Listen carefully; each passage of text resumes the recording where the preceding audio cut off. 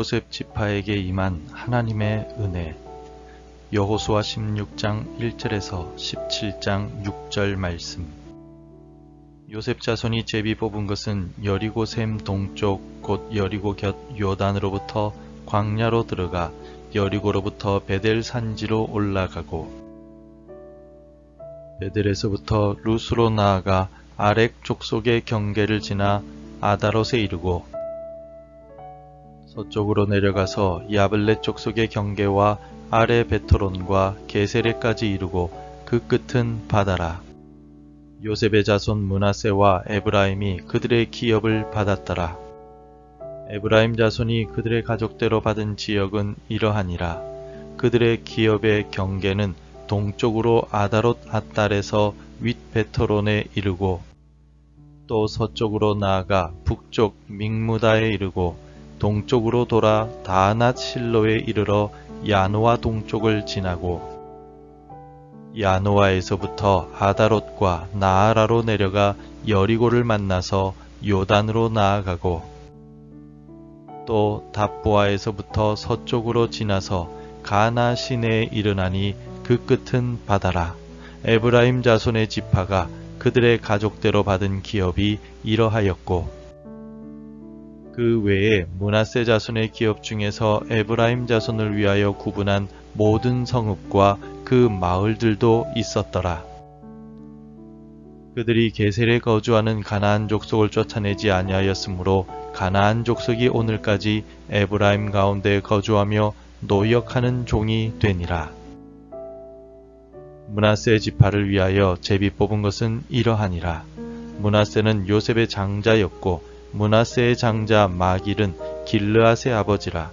그는 용사였기 때문에 길르앗과 바산을 받았으므로 므낫세의 남은 자손을 위하여 그들의 가족대로 제비를 뽑았는데 그들은 곧 아비에셀의 자손과 헬렉의 자손과 아스리엘의 자손과 세겜의 자손과 헤벨의 자손과 스미다의 자손이니 그들의 가족대로 요셉의 아들 므낫세의 남자 자손들이며 헤벨의 아들 길르앗의 손자 마길의 증손 므낫세의 현손 슬로브앗은 아들이 없고 딸뿐이요 그 딸들의 이름은 말라와 노아와 호글라와 밀가와 디르사라.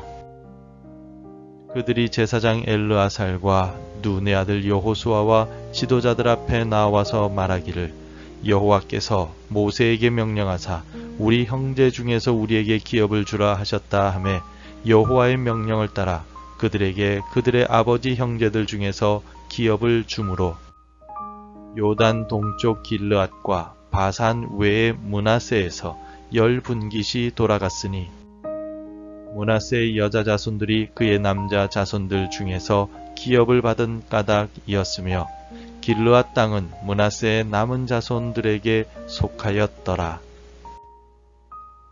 성도 여러분, 오늘 우리가 함께 살펴볼 말씀은 여호수아서 16장과 17장 6절까지의 말씀입니다. 오늘 본문은 하나님께서 약속하신 가나안 땅이 어떻게 요셉의 자손들에게 분배되었는지를 자세하게 기록하고 있습니다.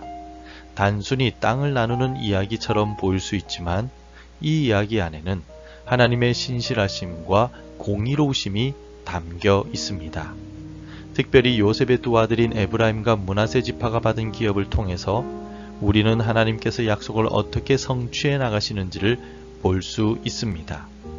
야곱이 임종할 때에 요셉에게 했던 축복의 말씀이 수백 년이 지난 후에 실제로 오늘에서야 이루어지게 된 것입니다.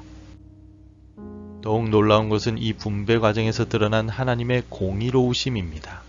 슬로보앗의 딸들의 이야기를 통해서 우리는 하나님께서 당시 사회적인 약자였던 여성들의 권리까지도 세심하게 보호하시는 분이심을 알 수 있습니다. 이처럼 땅의 분배 과정은 단순한 영토 분할을 넘어서서 하나님의 약속과 신실하심 그리고 공의로우심이 구체적으로 실현된 사건들이었습니다.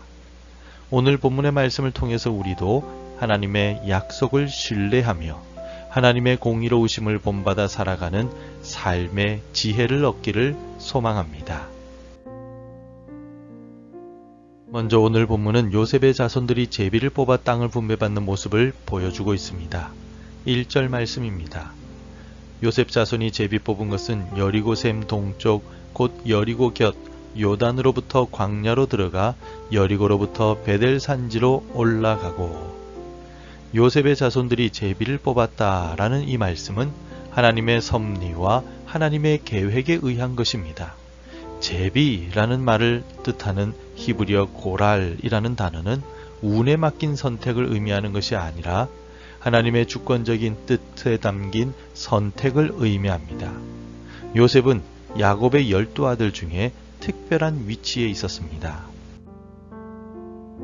요셉은 야곱이 가장 사랑했던 아내인 라헬의 맏아들이었고 애굽에서 온 가족을 기근으로부터 구원한 인물이었기에 그의 후손들은 가나안 땅의 중심부를 차지하는 축복을 받았습니다. 이들이 받은 땅은 동쪽의 요단강에서 서쪽의 지중해까지 이르는 광대한 영토였으며 가나안 땅에서 가장 비옥한 곡창지대였습니다.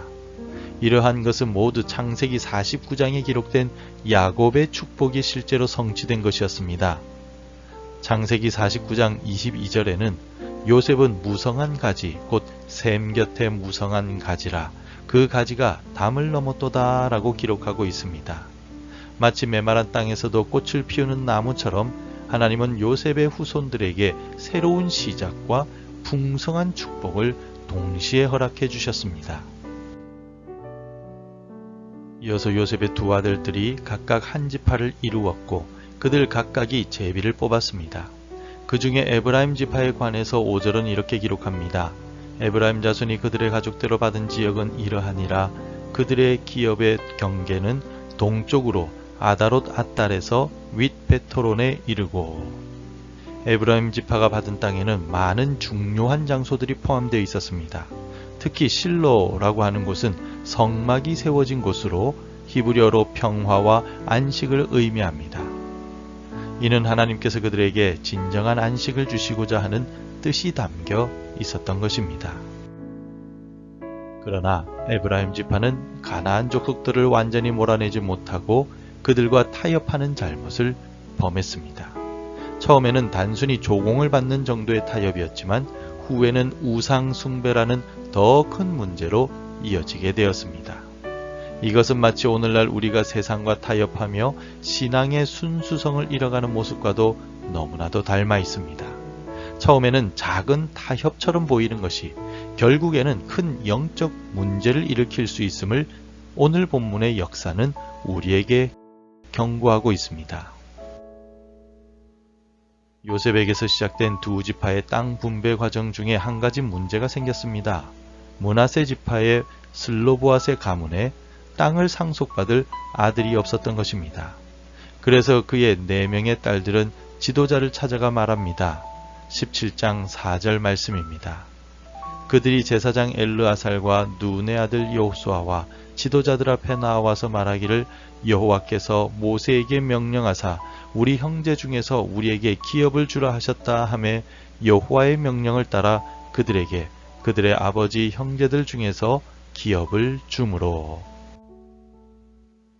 여기서 우리는 매우 특별한 사건을 만나게 됩니다. 히브리어 나할라라는 말은 기업 또는 유산을 의미하는데 당시 여성에게는 재산 상속권이 주어지지 않던 시대였습니다.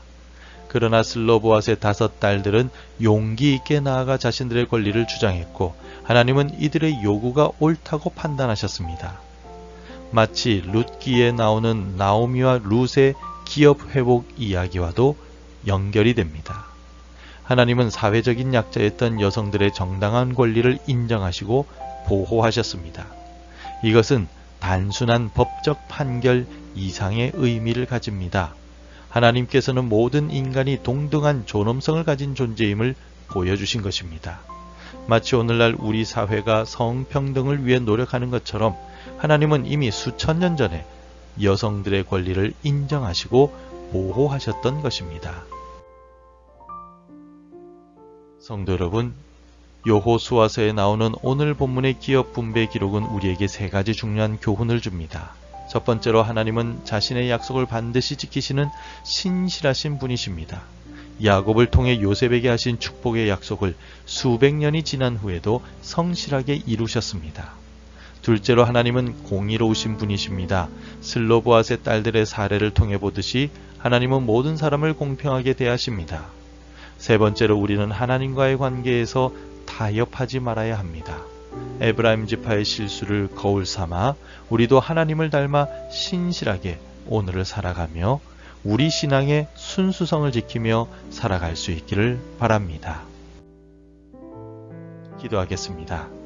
은혜로우신 하나님 아버지, 오늘도 귀한 말씀을 통해 약속을 지키시는 하나님의 신실하심과 공의로우심을 깨닫게 하시니 감사합니다. 우리가 세상과 타협하지 않고 신실한 믿음으로 살게 하시며 약자를 돌보며 공의를 실천하는 삶을 살게 하옵소서. 모든 영광을 하나님께 돌리며 예수님의 이름으로 기도드립니다. 아멘. 계속해서 함께 기도해 주시기 바랍니다. 하나님의 말씀을 신뢰하며 영적 타협 없이 거룩하게 살게 하소서. 하나님의 공의를 닮아 정직하고 신실하게 살아가게 하소서. 우리 가정과 자녀들이 하나님을 향한 믿음으로 살게 하소서. 주의 말씀으로 하루를 시작하는 삶이 되게 하옵소서. 오늘도 말씀대로 살아가며 열매 맺는 하루가 되시기를 축복합니다.